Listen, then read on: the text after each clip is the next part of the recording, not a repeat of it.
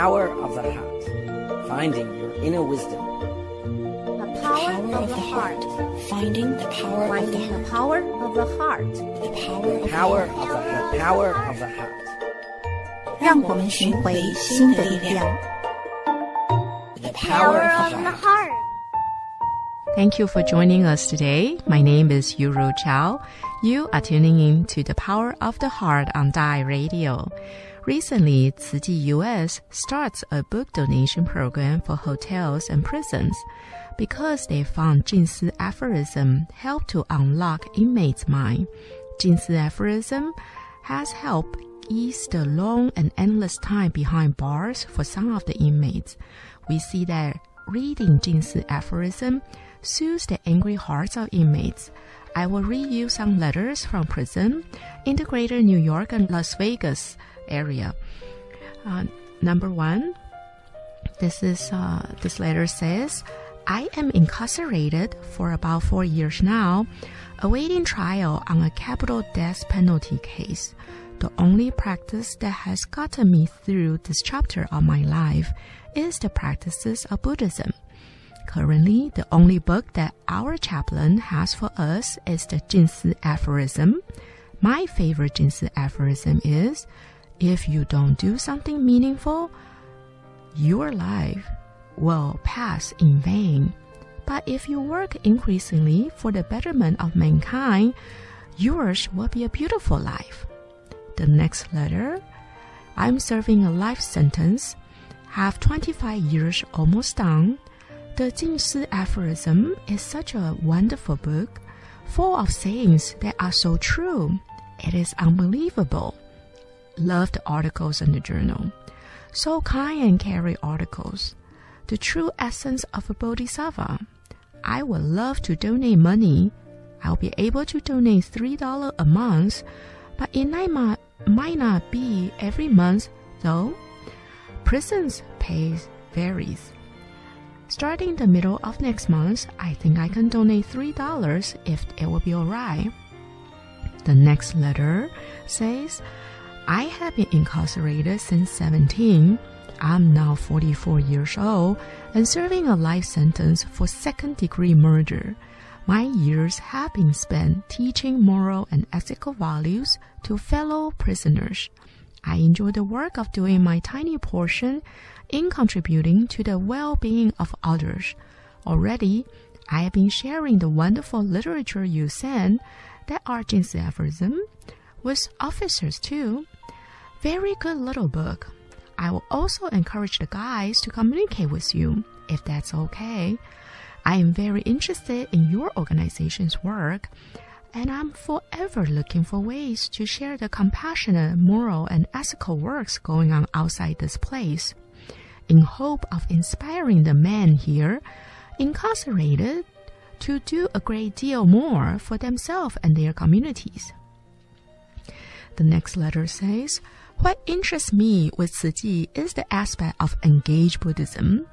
I truly feel that each and every one of us, no matter where we are or who we are, if we have the right capacity and understanding, live as a bodhisattva. Your story and aphorism in your book touch me deeply. I really want to know more about you.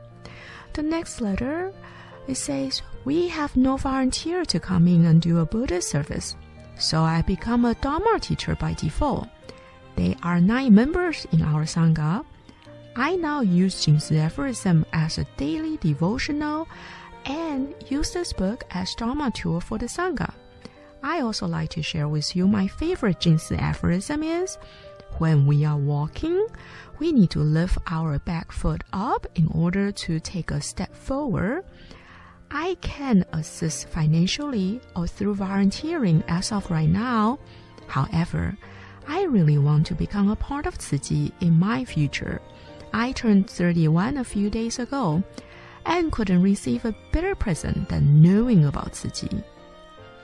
The next letter says, I am participating lay Buddhist in an institution for thinking and behaving wrongly toward all beings. My reason for seeking out Buddhism is the reason as force. Now I believe in myself and have verified faith in the Buddha teachings. I now strive in a compassionate manner toward all sentient beings. Sorry, I'm unable to donate anything, but will perhaps in the future. For now, I wish to further my studies and practices to be more compassionate and to awaken my Buddha nature and acting in a true Buddhist way. The next letter says, I'm currently serving time in a prison in Clark County, Nevada. Chaplain Bonnie brought books to us one day, and she gave me 2 Tzu Chi magazines, the summer 2011 and spring 2012 editions. After receiving them, I read them many times and share some of the articles with my family members. Article about international disaster relief were most touching to me. I want to join the relief efforts to help others with my remaining lifetime. I have read Buddhist books before, but I felt something was missing. Later on, I realized that feeling came from the lack of putting Buddhist teachings into practical use. After reading the Tzu Chi articles, I learned the meaning of compassion and helping others to bring happiness and peace to everyone. The next letter is really short. I don't like to read, but if I don't have anything to read, I'll go crazy. And that is the response why this prisoner reads Jing Si aphorism. Next letter says, I'm a Christian. I know Christianity have helped lots of people. But for me, the messages conveyed through Jing Si aphorism have helped me understand more and made me wiser. I'm not rich, but I can still make donations.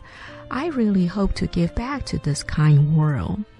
The next letter says, the 4-language Jing Si aphorisms has been especially useful.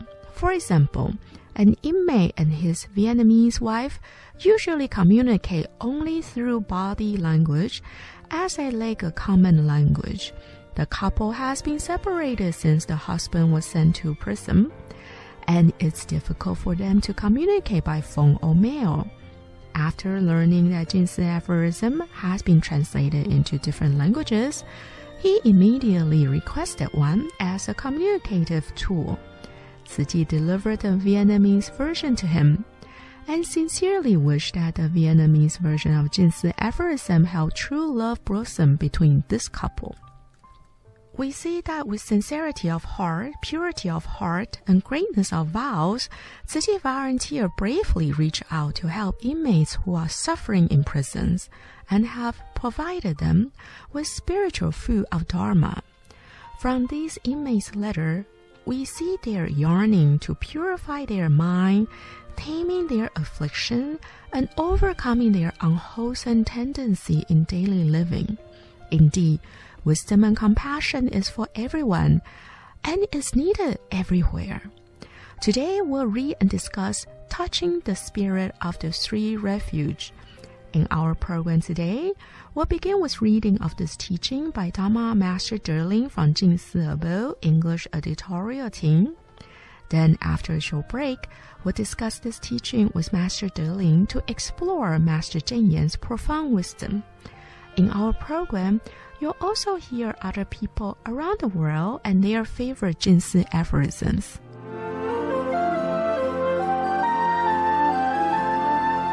You are listening to The Power of the Heart on Da'ai Radio.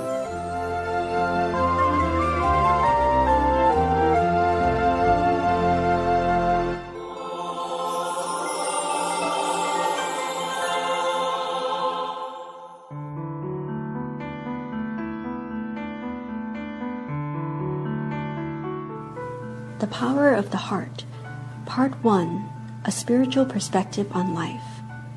Today, we will be listening to the teaching on touching the spirit of the 3 refuges. Oftentimes, when we read spiritual texts such as the sutras or listen to a talk on the teachings, we feel a profound sense of peace and understanding. It is as if we have been led to the mountaintop, and the view is breathtaking. Our transcendent state of mind vanishes very quickly, however, after we return to our mundane everyday life. All it takes is for someone to do something that displeases us, and our temper rises up. Why is that inner state of transcendence and peace so fleeting? When reading or hearing the teachings, we see the mountaintop so clearly, but when we bring our vision back to where we are, our 2 feet are still planted at the bottom of the mountain. We can see the peak, but we are not there yet. We still need to climb up the mountain by walking the path. To do so, we need to nurture a heart of sincerity, purity, and great vows. As Buddhists, we take refuge in the Buddha, Dharma, and Sangha. To touch the spirit of the 3 refuges, we will need to develop sincerity of heart, purity of heart, and greatness of vows. Sincerity of heart. The Buddha is our teacher. We take him as our teacher because he is someone who awoke to the truths and universal laws that govern life. This being so, we need to develop a very genuine and sincere desire to understand the truths he shared with us. This comes from first believing the Buddha to be enlightened, and then believing in the truth of what he said. Firstly, we need to truly believe what he said about all of us having deep within us an enlightened nature, and that this is our true nature. We too are capable of attaining the same great awakening that he did. We also need to truly believe what he tells us about the law of karma that governs this world and the reality of collective karma. We need to understand that in our ignorance and wrong notions, we have acted in greed, anger, delusion, arrogance, and doubt, creating negative karma which accumulates into collective karma. Still, we always think that we are right, never aware of how our actions may be wrong. That is why we need to turn inward and reflect, and then cleanse our hearts. Then we can be open to learning the Buddha's teachings. With that sincerity of heart and earnestness to learn, we will be able to come closer to understanding the truth that the Buddha shared with us. We can draw closer to that kind of enlightened understanding, touching it so that the Buddha's heart becomes our own heart, the heart of a Buddha. This all begins with faith in the Buddha's awakening, from which a sincere desire to learn from him is born. Without such faith, how can we begin? Without such sincerity and earnestness to learn, how can we learn? Purity of heart. While the universal truths that the Buddha tried to share with us are in fact very simple, because our hearts are not pure, we cannot access them. We cannot take them to heart, and we continue in our habit patterns, still blind to many of life's principles. That is why purifying our hearts is important. How can we purify our hearts? By taming our afflictions and working on overcoming our unwholesome tendencies in daily living. Our personal habits and idiosyncrasies are based on these unwholesome tendencies, and when we exhibit them outwardly, they reflect the inner state of our mind. When our habits are very entrenched, it shows that our heart and mind are not very clean. The way to begin cleansing our hearts and minds is by repenting, working to eliminate our greed, hatred, ignorance, arrogance, and doubt, and by practicing the precepts. We need a cleansed heart and mind in order to learn the true Buddhist teachings. When we try to learn them without this preparation, it is like pouring clean water into a dirty bucket. The water will get contaminated. Like the contaminated water, our understanding of the Buddha's teachings will be distorted. Learning the teachings with a clean heart and mind, we will be able to understand them correctly and touch the truth in them. This is what we should do when we study the sutras. Though many people recite sutras because they think it creates merit, focusing on the act of reciting, we should actually look to the sutras as sources of enlightened wisdom and strive to awaken to the principles they contain. The sutras aren't complicated. The teachings they contain are in fact very simple. When our heart and mind are clean, we can touch the essence of the teaching. Our inner wisdom then can be brought forth, and we can gain deep insight. So, let us clean our heart and mind by eliminating our unwholesome habits, and with a pure heart, strive to understand the essence of the teachings, enter deeply into the Dharma, and gain insight. Greatness of vows. On the spiritual path, we must also harbor a deep desire and great vow to guide more people to join us on this path to awakening. In the world today, many people have lost sight of what life is about. Without a true sense of purpose, they go about life caught up in superficials.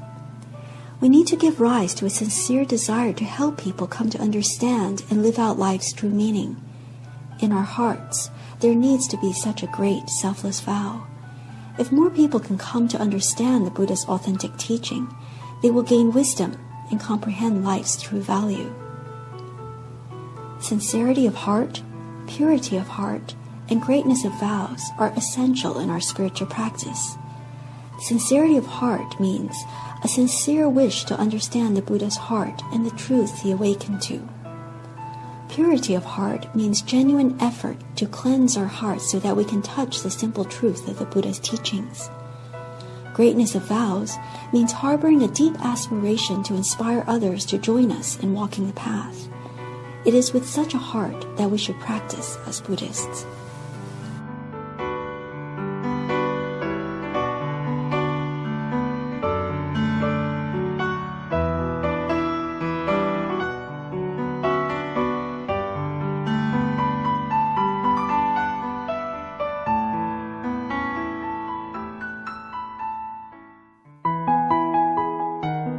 Finding your inner wisdom, finding the power of the heart.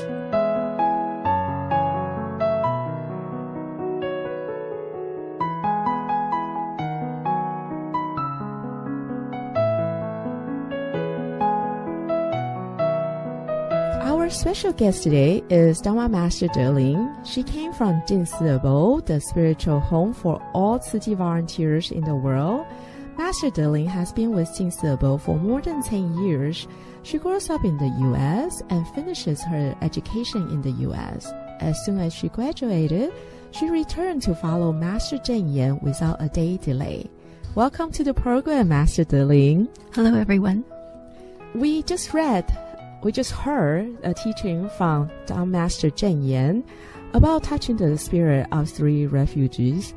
And Master Cheng Yen's teaching, from my understanding, is recorded from various working meetings or conversation with volunteers and visitors.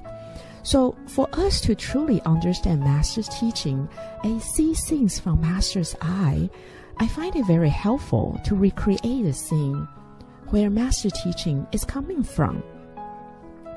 Knowing who Master was speaking to and the subject of the conversation gives me the right perspective to feel the essence of what Master is trying to convey. It is often very important to understand that essence before and after we read the article, so we really understand what Master is trying to say. Sometimes it is more than the words that she said. It is what is she trying to say?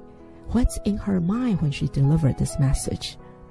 Have you ever heard something to that effect expressed by Master that she reminds us what we need to be very careful when we listen to her teaching, her words? Yes.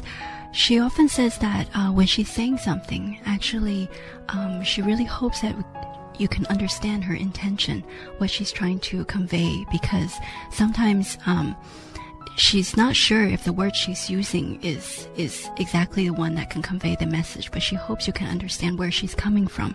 So, for example, with the teaching in this article about having sincerity of heart, purity of heart, and greatness of vows, actually it was a very deep and heartfelt teaching that she was sharing with volunteers and staff who were just in the beginning stages of organizing a sutra adaptation on the repentance teachings. And that year she had said that she was hoping that this kind of sutra adaptation is kind of almost an alternative kind of Dharma service where people can, through participating in this program, can get to learn more about the Dharma, not in a kind of philosophical, learning about the philosophy and the concepts, but to see how related what the Buddha said is to our daily life and what's happening in our world so that we can find more answers and solutions to problems we're facing. Actually, at the time when she was sharing this teaching, she was very, very concerned because there were so many disasters happening. And being someone with a lot of wisdom, when these kind of news of disasters happening, she can connect the dots. She will be very mindful in seeing what is really happening, what is behind these disasters, what is causing them, and connecting the dots. And so she was becoming more and more concerned for our world, for the state of our environment and our planet.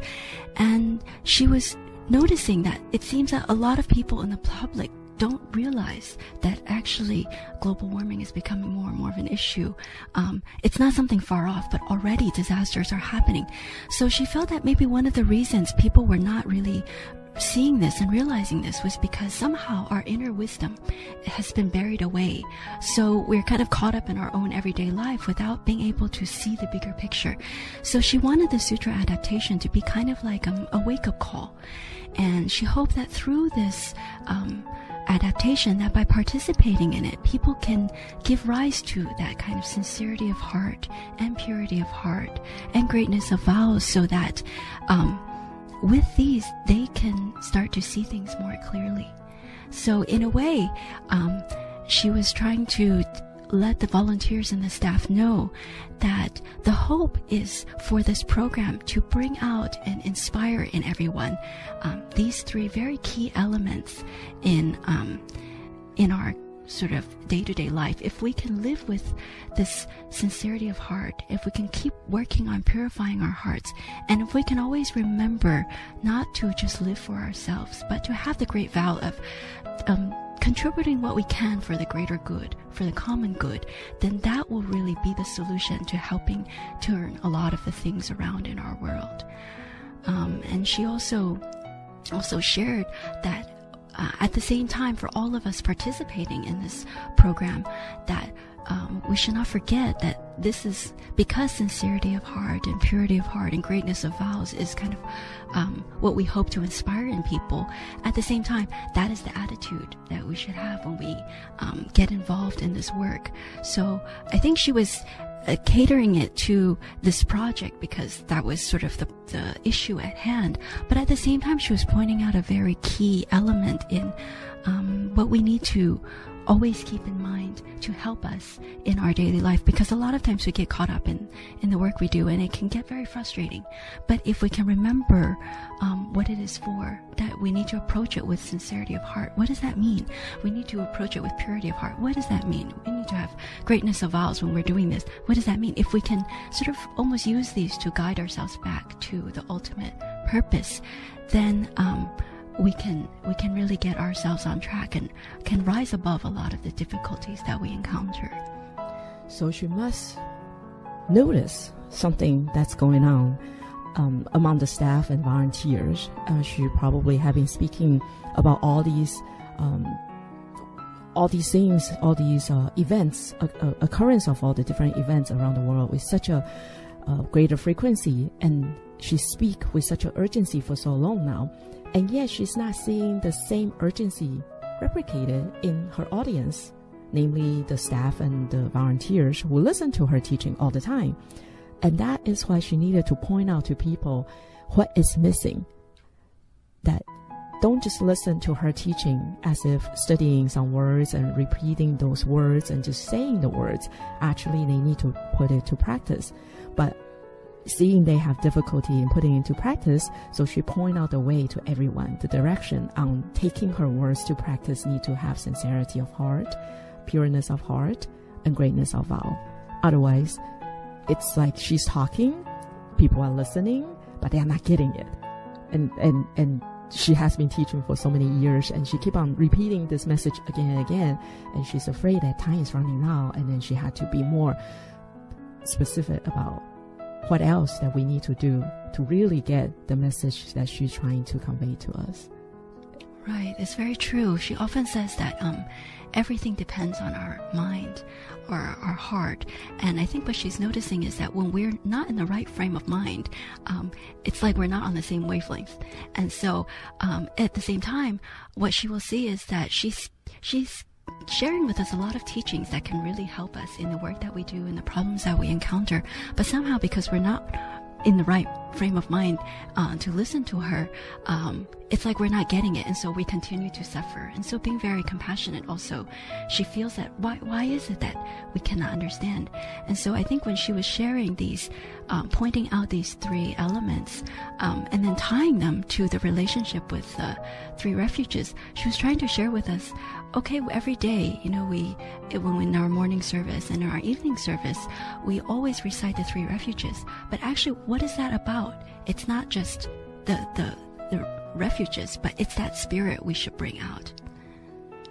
Exactly. So sincerity of heart, purity of heart, and greatness of vows are essential in our daily life. When we sincerely wish to be one with the Buddha's heart and the truths he awakened to, we focus on the right direction. With genuine effort to cleanse our heart, we can touch the simple truths of Buddha's teaching and have courage walking this Bodhisattva path in our everyday life and keep on staying on it.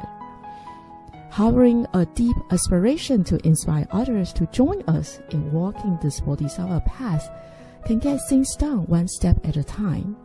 So it is with such a heart that our life can always be meaningful. Thank you, Master Deling, for joining us today. We'll be listening to this book over the next several months. Please join us next time to continue our discussion on the power of the heart. If you want to read this book we're talking about, you can find a copy of this book in any Jinsi bookstore and cafe. For more teaching from Dharma Master Cheng Yen, please make sure you tune in next time to join us. Goodbye and have a great day.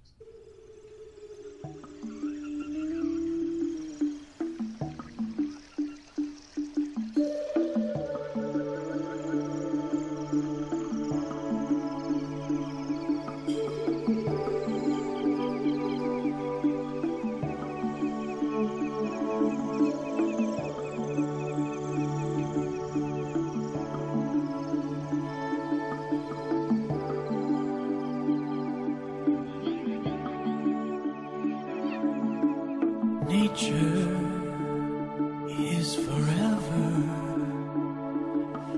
a home for all mankind. And nature is emotion that makes you feel alive. And time will pass, and you live life all too fast.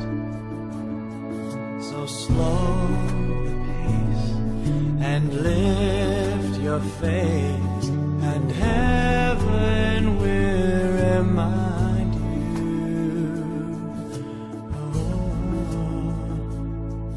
that nature is the reason